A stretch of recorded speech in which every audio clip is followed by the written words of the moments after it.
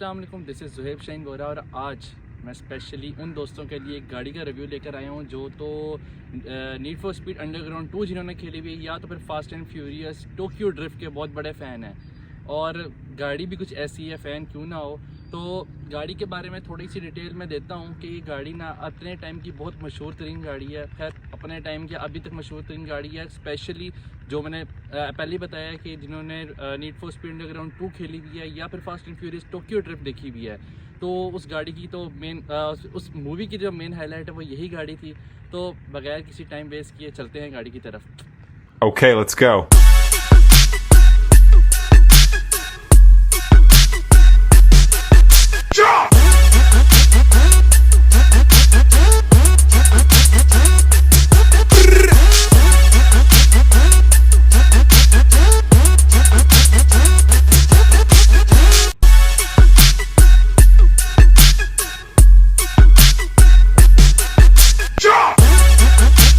तो जी गाड़ी का स्पेसिफिकली मेक मॉडल वेरिएंट जो हमारे यहाँ बहुत मशहूर है, पहले मैं वो बताता चलूँ।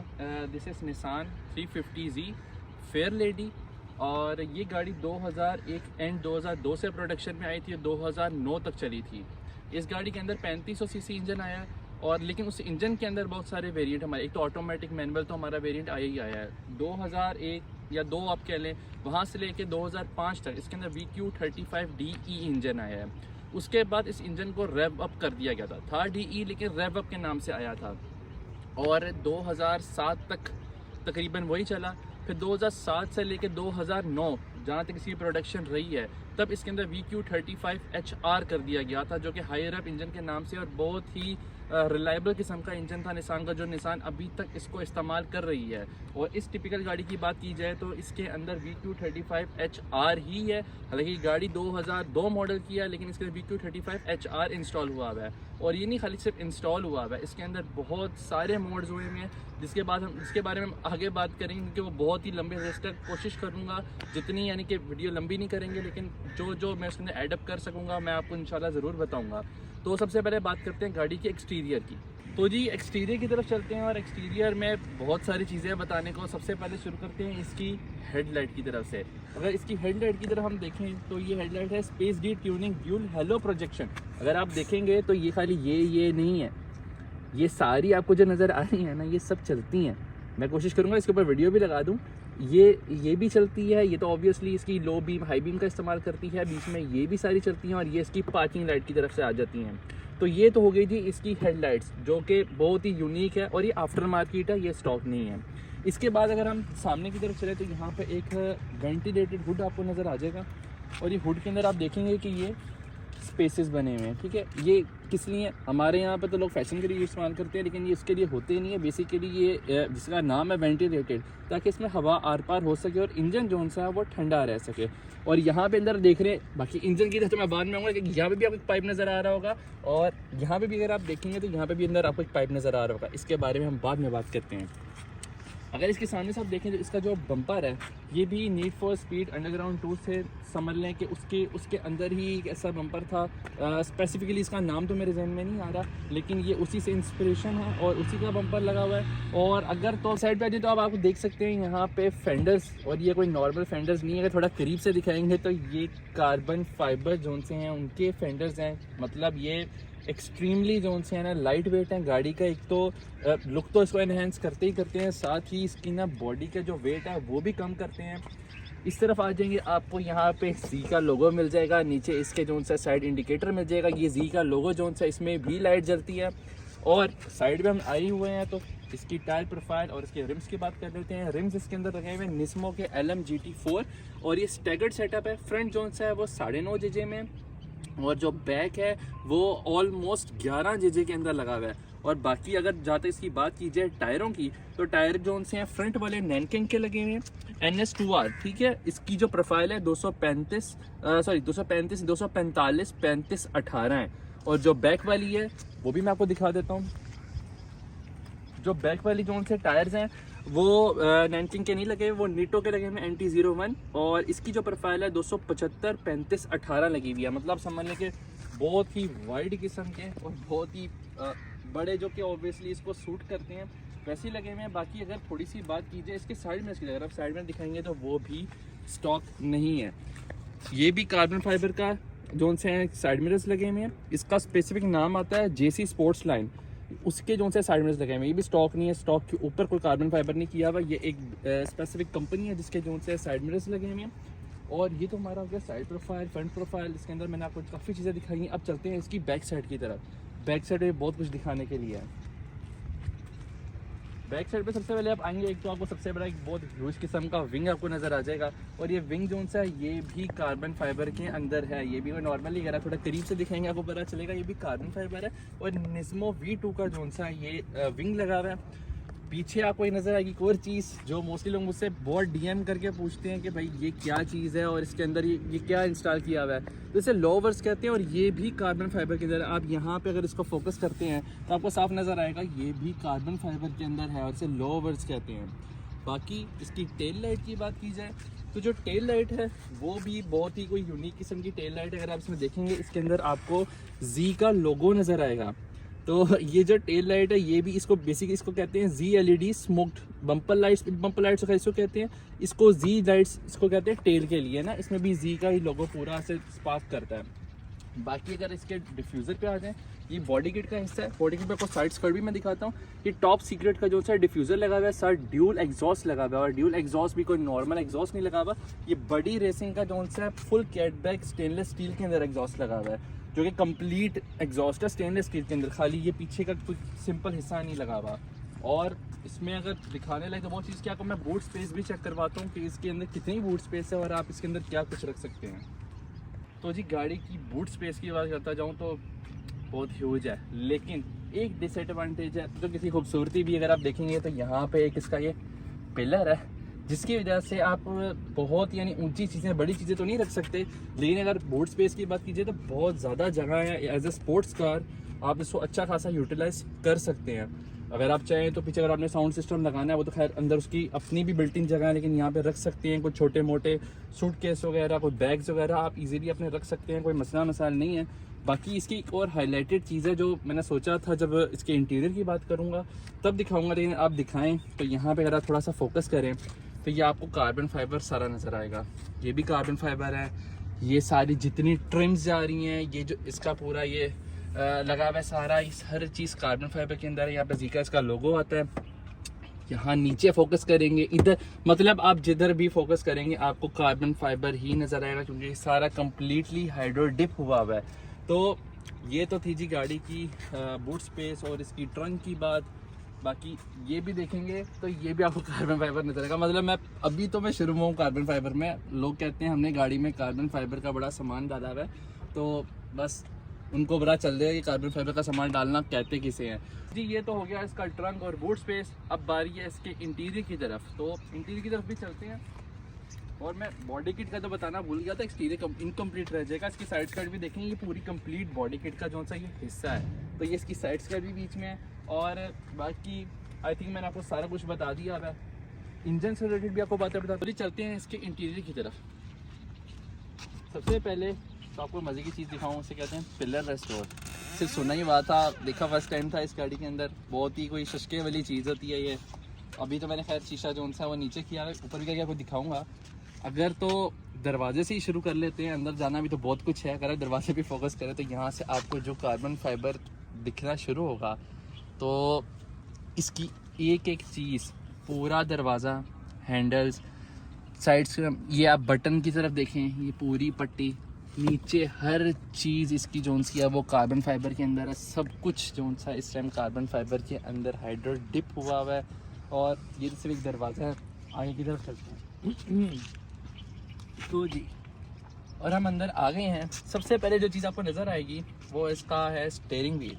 अगर इसके लोगों पे अगर आप जूम करें तो यहाँ पे आपको सबसे पहले Z नज़र आ जाएगा। और ये कंप्लीट जो सा है ना वो फोर्ज्ड कार्बन फाइबर स्टीयरिंग है और बहुत ही खूबसूरत साथ इसकी ये बटन वगैरह आपको नज़र आ रहे होंगे जो कॉल वगैरह के लिए, वॉल्यूम अप डाउन के लिए, येस और नो करने के लिए हर किस्म की बटन है। इसमें क्रूज़ का भी आता है, लेकिन ये क्रूज़ वाला ऑप्शन इसके अंदर इनेबल हमने नहीं किया हुआ, तो उसका यहाँ पे बटन आते हैं। बाकी ये स्टीयरिंग आपने देख लिया। इसके बाद अगर बस अब देखना शुरू करें, अब आप यहाँ से अगर शुरू करें तो यहाँ पे भी आपको कार्बन फाइबर नज़र आएगा। ये इसका जो क्लस्टर है ये भी कार्बन फाइबर के अंदर है। ये कंप्लीट जितना भी इंटीरियर जा रहा है नीचे से लेके ऊपर तक, ये आपको कंप्लीट सारे का सारा जोन सा ये कार्बन फाइबर के अंदर ही नज़र आएगा। और मैं तो अभी भी जोन सा है ना वो सुन के थोड़ा सा, खैर हर बंदे की प्रायोरिटी होती है, लेकिन कुछ लोग जोन सा है ना कार्बन फाइबर स्टीयरिंग लगा के यहाँ पे एक पट्टी कार्बन फाइबर इधर लगाते हैं और कहते हैं हमारी गाड़ी कंप्लीट कार्बन फाइबर के अंदर है। अबे भाई बहुत कुछ हो सकता है अगर आप करना चाहो। बाकी वही बात है, पर्सनल चॉइस की भी बात है। कुछ लोगों को कार्बन फाइबर लिमिटेड अमाउंट में पसंद होता है, कुछ लोगों को जिस तरह मुझे है, जिस तरह हमने अपनी गाड़ी को कंप्लीट कार्बन फाइबर के अंदर कराया हुआ है। हमारी जो सी है वो चॉइस के अंदर फ़र्क है। बाकी एक चीज़ ये भी दिखाएं आपको, यहाँ पे भी आपको जी का लोगो नज़र आएगा। इस पूरी गाड़ी के अंदर जी का लोगो बहुत सारी जगह पे है। अगर ये दिखाएं, यहाँ पे आपको इधर भी नज़र आ जाएगा जी का लोगो। बहुत जगह पे जी का लोगो इस्तेमाल किया है इन्होंने, क्योंकि इनकी मेन हाईलाइट इनकी यही थी। बाकी अगर हम गाड़ी के अंदर तो हम आ गए हैं, तो इसकी छोटी मोटी चीज़ें जो उनसे मैं आपको दिखाता चलता हूँ। सबसे पहले तो आपको दिखाऊँ, गाड़ी के साथ अभी भी 2 चाबियाँ जो ओरिजिनल इसकी उस टाइम आई थी अभी तक चल रही हैं। क्लस्टर से शुरू करते हैं। पहले तो आपको बता दूं इस गाड़ी के अंदर कुछ भी स्टॉक नहीं है, तो स्टॉक की आप ना कीजिएगा कुछ भी कि आपको देखने में मिलेगा। सबसे पहले आपको क्लस्टर आपको नज़र आ ही रहा है, मैं फिर थोड़ा सा ऑन करके दिखाता हूँ। अगर आप थोड़ा सा इसके ऊपर फोकस करेंगे और इसकी लाइट के ऊपर, तो ये आपको नज़र आएगी कि इसके अंदर ब्लू कलर की लाइट जा रही है। क्योंकि अभी तो दिन का टाइम है तो अभी आपको इतनी खास नज़र नहीं आएगी, लेकिन इसके अंदर ब्लू क्लस्टर है। वैसे इसके अंदर ऑरेंज लाइट वाला क्लस्टर आता है जो कि नॉर्मल सा बिल्कुल स्टॉक सा जो सा वो क्लस्टर होता है, तो ये वो नहीं है इस टाइम। ये जो सा ये भी अपग्रेडेड हुआ हुआ है।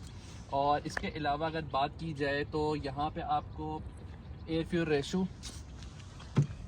अगर ये आपको वाइट बैंड नज़र आ जाएगा, ठीक है, इनोवेट का वो आपको नज़र आ रहा है। ये इसकी स्टॉक गेजेस आती हैं। खैर हमने इसको भी इसके बिल्कुल क्लस्टर की तरह हमने इसको चेंज किया हुआ है। इसके अंदर फ्यूल की आती है और इसके अलावा वाटर वगैरह, वाटर टेम्परेचर की तो हमने यहाँ पे लगाई हुई है। RPM की आती है, मुख्तलिफ किस्म की यहाँ पे गेजेस आती हैं। यहाँ पे इसका ये जो स्टोरेज बॉक्स है ये सिंपल होता है। इसके अंदर कुछ जो गाड़ियों के वेरिएंट हैं उसके अंदर यहाँ पे भी एक स्क्रीन आती है जिसके अंदर इन्फॉर्मेशन वगैरह मिलती है, लेकिन वो लिमिटेड होती हैं। इसके अंदर नहीं है, तो हमने यहाँ पे एंड्रॉयड पैनल एक्स्ट्रा लगाया हुआ है। नीचे इसके AC के जो से वो गेजेस वगैरह आ जाएंगे। ये आ गया इसका गियर शिफ्टर। अच्छा, ये ऑटोमेटिक के अंदर है। मोस्टली लोग कहते हैं अच्छा ऑटोमेटिक के अंदर है तो ये क्या भागती होगी, ये क्या करती होगी। तो भाई ये निसान का जो सा ऑटोमेटिक का जो ट्यूनिंग है वो वर्ल्ड की सबसे बेस्ट है। अगर देखा जाए तो निसान GT-R इवन की आपकी ऑटोमेटिक आती है, वो मैनुअल नहीं आती। तो वो ऑटोमेटिक सिस्टम अब हो चुका है। तो वो जो कुछ बॉयज़ अगर होते हैं कि वो ऑटोमेटिक आप चला रहे हो, मैनुअल होनी चाहिए थी, मैनुअल तेज़ भागती है, तो भाई अब वो ज़माना नहीं है। खैर ये जिस ज़माने की गाड़ी तो उस ज़माने के अंदर मैनुअल का बहुत हवा था, लेकिन अब जो उसके अंदर ट्यून्स वगैरह आ चुके हुए हैं वो ऑटोमेटिक के अंदर भी बहुत अच्छा काम करते हैं। तो यहाँ पे आप गियर शिफ्टर को मैंने दिखाया है, इसके अंदर प्लस माइनस मतलब आप इसको मैनुअली भी ड्राइव कर सकते हैं, वो भी आपके सामने आ गया। बाकी आपको मैं एक और चीज़ दिखाऊं तो इस गाड़ी के अंदर 3 किस्म के जो इसके स्टैंडर्ड मोड आते हैं, जिसके अंदर पावर मोड, ऑटोमेटिक और स्नो मोड होता है। ठीक है, ये 3 किस्म के जो कंपनी की तरफ से आते हैं। बाकी इसकी जो सीट्स हैं वो ऑब्वियसली इलेक्ट्रिक हैं तो हीटेड भी हैं, मतलब यहाँ से इसको कंट्रोल कर सकते हैं कि कितना आपने हीटेड वगैरह क्या सिस्टम करना है। तो ये तो हो गया जी गाड़ी का इंटीरियर के अंदर दिखाने को। इससे यहाँ पे भी कुछ चीज़ें हैं, जैसे यहाँ पे आपको ट्रैक्शन का बटन आपको नज़र आ जाएगा कि ट्रैक्शन आपने ऑफ़ करनी की ऑन करनी है, जो कि ऑब्वियसली कुछ शशकों के लिए आपको ऑफ़ करनी पड़ती है। वैसे मैं इसको रिकमेंड करूँगा उसे आप ऑन ही रखें, क्योंकि रेयर वेट जो सी गाड़ी है वो ख़ास तौर पे इतनी तेज़ गाड़ी, इसकी आपको हॉर्स पावर सारा कुछ भी मैं आपको बताऊँगा, तो उसके लिए आपको इसको ऑन ही रखना पड़ता है। साथ आपको जो सा ये टैंकी मतलब के क्या कहते हैं फ्यूल टैंक का बटन जो सा कि वो आपको मिल जाएगा। ये आई थिंक ये बाहर के मुल्क में काम होता है, हमारा मुझे पता नहीं किस चीज़ के लिए। नीचे जो सा इसका वो आपको मिल जाएगा बटन बोनेट को ओपन करने का। और कुछ चीज़ें यहाँ पे लेकिन मैं दिखा नहीं पाऊँगा, बहुत नीचे करके है, किस चीज़ के लिए मुझे पता नहीं। वो आई थिंक इसके क्लस्टर के लिए कुछ स्विचेस वगैरह लगे हुए हैं। तो बाकी ये चीज़ें तो आपकी हो गई। बाकी 1 मिनट ज़रा मैं अगर थोड़ा सा पीछे की तरफ आपको दिखाऊँ तो कुछ चीज़ ये भी है जो आपको बहुत दिखाने के लिए बहुत, जैसा कि आप ये देख सकते हैं, ये पीछे इसका जो सा ना DVD का पूरा इन्होंने सिस्टम दिया हुआ है। पीछे बिल्ट इन इसका वूफर आता है और इसके अंदर स्पीकर्स आते हैं, और ये भी सारा कार्बन फाइबर के अंदर हमने हाइड्रोटिप कराया हुआ है। ये हर चीज़ कार्बन फाइबर के अंदर हाइड्रोटिप है। और ये है जी इसका इंटीरियर। और अब चलते हैं इसके हार्ट की तरफ, मतलब इसके इंजन की तरफ चलते हैं। इसके हार्ट मतलब इसके इंजन की तरफ, जिसके अंदर बेशुमार चीज़ें हैं कार्बन फाइबर के अलावा। पहले हम आप बोलो ये कार्बन फाइबर दिखाता जा रहा है, इसे दिखाने के लिए इसमें भी बहुत सारा कार्बन फाइबर है। लेकिन शुरू करते हैं इसके इंजन। जैसा आपको मैंने बताया, इसके अंदर VQ35HR इंस्टॉल है, जो कि 2007 से 2009 के अंदर आया था। और जस्ट इंजन नहीं इंस्टॉल, इसके लिए हमने इससे ना बहुत सारी मॉड्स रखी हैं। सबसे पहले आपको जो एक अजीब हाईलाइट नज़र आ रही होगी, एक ये इधर से पाइप नज़र आ रहा है, एक उधर से पाइप नज़र आ रहा है, जो आपको मैंने पहले दिखाया था कि हुड्स के अंदर से वेंटिलेशन का काम करता है। बेसिकली इसके अंदर 2 एयर इनटेक आते हैं। नॉर्मल गाड़ियों में एक एयर इनटेक आता है, इसके अंदर 2 एयर इनटेक आते हैं। बाकी अगर और छोटी मोटी बातें जैसा को बताया, ये अपर ट्यून्ड है। अपर ट्यून क्या है, जो निसान का एक ट्यूनिंग सिस्टम आता है, उसके अंदर अपर ट्यून के नाम से आता है। ये वही अपर ट्यून हुआ है। और स्टेजेस का तो मुझे नहीं पता, 1 2 3 क्या कहते हैं लोग, तो स्टेजेस बताते हैं, स्टेज 1 है, 2 या 3 है। मुझे वो एग्जैक्ट आइडिया नहीं कि कौन सी स्टेज के ऊपर ट्यून हुआ, लेकिन अपर ट्यून हुआ है। बाकी इसके अंदर छोटी छोटी चीज़ें और जो दिखा सकते हैं हम लोग, वो ये इसके अंदर जो इंजेक्टर लगे हुए हैं वो 1000 सीसी वाले एथेनॉल स्पॉटेड इंजेक्टर लगे हुए हैं। इसके अलावा अगर आप इसकी बात की जाए तो फ्यूल टेम्परेचर गेज जोन सी है, वो भी एथेनॉल स्पॉटेड लगाई हुई, जो मैंने आपको अंदर दिखाई थी। वाइट बैंड भी जो सा उसका वही लगा हुआ है। और इसके अलावा और छोटी छोटी चीज़ों में इसका जो LPH जो सा फ्यूल पंप है वो 340 LPH के अंदर इंस्टॉल हुआ हुआ है। ऑब्वियसली वो भी एथेनॉल स्पॉटेड के अंदर ही हुआ हुआ है। इसका जो मैनीफोल्ड है वो भी HR का लगा हुआ है, पोर्टेड है। और इसका इनटेक मैनीफोल्ड जो सा है लोअर वाला, वो भी HR का लगा हुआ है। बाकी अगर आपको ये चीज़ नज़र आ रही होगी, थोड़ा देखेंगे यहाँ पे इंस्टॉल नज़र भी आ रहा होगा आपको, इंजन टेक्नोलॉजी का ये ड्यूल कोल्ड एयर इनटेक लगा हुआ है इसके अंदर। जैसे आपको मैंने पहले भी दिखाया था, ये इंजन कंपनी का लगा हुआ है। बाकी इसका हेडर जोन से हैं वो मेगन रेसिंग के लगे हुए हैं। और इसके अलावा जो इसका टेस्ट पाइप है, फ्लोर टेस्ट पाइप, वो भी मेगन रेसिंग का लगा हुआ है। इसका जो सा वाई पाइप है वो टोमाई का लगा हुआ है, वो भी टाइटेनियम के अंदर है। आपको मैंने इसका जो सा वो बताया ही था कि इसके अंदर एग्जॉस्ट कौन सा लगा है, बडी क्लब प्रोस्पेक्ट 3 लगा हुआ है कैटबैक एग्जॉस्ट के साथ। इसके अंदर जो से कॉल ओवर्स वगैरह भी जो से वो 4 वे के लगे हुए हैं, D2 रेसिंग के। और ये काफ़ी हद तक वो छोटी छोटी चीज़ें हैं जो मैंने सोचा आपको बताऊं। बाकी अगर बहुत अंदर जाएंगे तो बहुत इसके अलावा भी बहुत सारी चीज़ें इंस्टॉल है, जो तो मुझे लिस्ट बना के पढ़ के आपको बतानी पड़ेगी। अभी खैर मैंने अभी भी 3-4 चीज़ें लिखी हुई थी, जो मैं भूल रहा था, मैं पढ़ के आपको बता रहा हूँ। लेकिन इसके अलावा भी बहुत सारी चीज़ें हैं जो मैं आपको यानी कि देख के बता सकता हूँ। बहुत कुछ है इसके अंदर बताने को। बाकी जो इसकी मेन हाईलाइट थी वो भी आपको मैंने दिखा दिया है। इसका इंजन भी दिखा दिया, एक्सटीरियर, इंटीरियर, जो कि कंप्लीट कार्बन फाइबर के अंदर मेरे मुताबिक तो बहुत चंद गाड़ियाँ होंगी जिनके अंदर ऐसा होगा, वो भी आपको दिखा दिया। इसका इंजन के अंदर जो कार्बन फाइबर है वो दिखाया है। और ये गाड़ी की अगर हॉर्स पावर की अब बात की जाए कि क्या HPs वगैरह क्या हैं इस गाड़ी के, तो अगर HPs वगैरह की मैं बात करूँ तो अराउंड 400 HPs के पास इस टाइम ये गाड़ी प्रोड्यूस कर रही है। ये बहुत ज़्यादा इसके अलावा भी ट्यूनेबल है, अगर चाहें तो हम इसको बहुत ज़्यादा ट्यून और कर सकते हैं। लेकिन फ़िलहाल हमने क्योंकि इसको डेली ड्रिवन रखना है, डेली ड्रिवन रखने के लिए आपको बिल्ड करना पड़ता है, और बिल्ड से बचना पड़ता है। अगर आपने गाड़ी का इंजन बिल्ड कर दिया, वो डेली ड्रिवन नहीं रहती, वो वीकेंड कार बन जाती है, वो महीने में एक बार चलाने वाली बन जाती है। तो ये अगर आपने डेली ड्रिवन रखनी है तो आपको बिल्ट इंजन से दूर रहना पड़ता है। हमने भी कोशिश की है कि जो स्टॉक इंजन के ऊपर जितनी भी इसके अंदर मॉड्स हम कर सकते थे हमने किए हैं। और बाकी पूरी गाड़ी का ओवरव्यू आपके सामने है।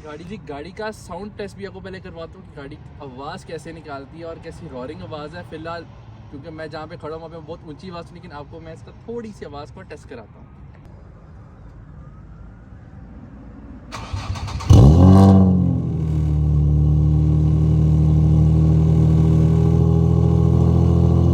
जी ये था निसान 350Z का रिव्यू। आई होप आपको पसंद आया। अगर पसंद आया तो उसे लाइक करना, शेयर करना, सब्सक्राइब करना। और इंशाल्लाह ऐसे बहुत सारे रिव्यूज़ मैं लेके आऊँगा। बस काफ़ी हद तक काफ़ी टाइम हो गया मुझे जो सा है ना कि रिव्यूज़ वगैरह मैंने किए नहीं, तो सोचा था आज आपके लिए रिव्यू लेके आऊँ। वो भी पसंद की गाड़ी थी इसलिए लाया था। गाड़ियाँ और भी हैं लेकिन इंशाल्लाह रिव्यूज़ लाऊँगा, टाइम निकालना पड़ेगा मुझे इस चीज़ के लिए। तो जी लाइक करना, शेयर करना, सब्सक्राइब करना। बाकी मैं इंस्टाग्राम के ऊपर तो रेगुलर अपडेट देता रहता हूँ। यूट्यूब पे कभी कभी मुझे याद आता है, तो अगर आपने मुझे फॉलो नहीं किया हुआ तो यहाँ पे आपको मैं यूज़र नेम डाल रहा हूँ, मुझे फॉलो ज़रूर कर लेना। तब तक मिलते हैं, अल्लाह हाफ़िज़।